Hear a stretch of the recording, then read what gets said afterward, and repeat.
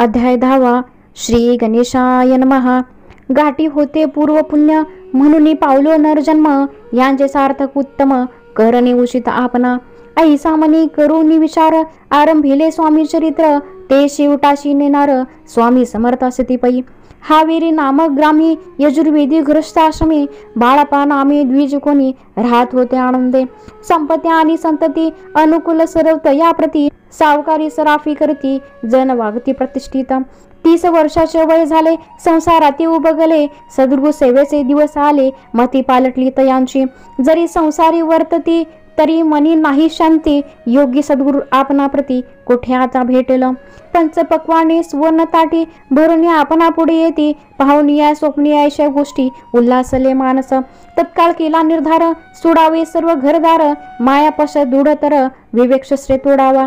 सोलापुरी कामा मासुई ऐसे सांगून सर्व त्रासी, निघाले सद्गुरु शोधासी, घरदार सोडले. मूर गोड ग्राम प्रख्यात, तेथे आले फिरत फिरत, जेथे चिदंबर दीक्षित महापुरुष जन्मले. मूर गोडी मल्हार दीक्षित, वेदशास्त्री पारंगत, धर्मकर्मी सदारत, ईश्वर भक्ती तैसाची. परितया नाही संतती, म्हणून या उद्विग्न चित्ती, मग शिवाराधना करती कामना चित्ती धरुणी. 12 वर्षे अनुष्ठान केले शंकरावाचे पूजन, सदा शिव प्रसन्न होन वरदते तयासी. तुझी भक्ती पाहून संतुष्ट झाले माझे मन, मीच तुझा पुत्र होईन भरवसा पूर्ण असावा. ऐकून या वरासी आनंदले मानसी, वार्ता सांगता कांतेसी तेही चिती तोषली. 9 मास भरता पूर्ण कांता प्रसवली पुत्ररत्न, मल्हार दीक्षित आनंदन संस्कार केले यथाविधी. चिदंबर नामाभिधान ठेविले त्या लागून, शुल्क पक्षी यशस्वी समान बाळ वाढू लागले. पुढे केले मौजी बंधन, वेदशास्त्री झाले निपुण, निघंटू शिक्षा व्याकरण काव्यग्रंथ पडविले. एकदा यजमानाच्या घरी व्रत होते गजगौरी, चिदंबर या अवसरी पूजे लागे आणले. प्राण प्रतिष्ठा मंत्र म्हणता, गजाशी प्राणी येऊन तत्वता, चालू लागला हे पाहता विस्मित झाले यजमान. ऐशालीला अपार दाखविते चिदंबर, प्रत्यक्ष जे का शंकर जगदुद्धार अवतरले. असो पुढे प्रौढपणी यज्ञ केला दीक्षितानी, सर्व सामग्री मिळवून द्रवभूत खर्चले.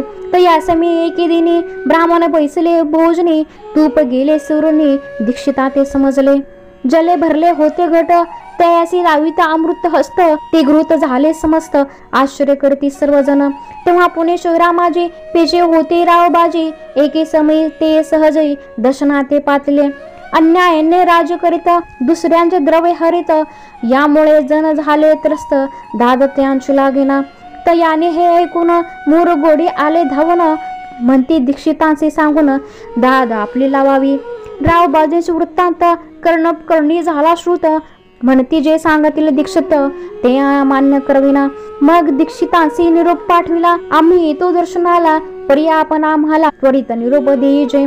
ऐसे सांगता दीक्षिता परती, तया वेळी काय बोलती, आता पालटली तुझी मती, त्वरित मागसी निरोप.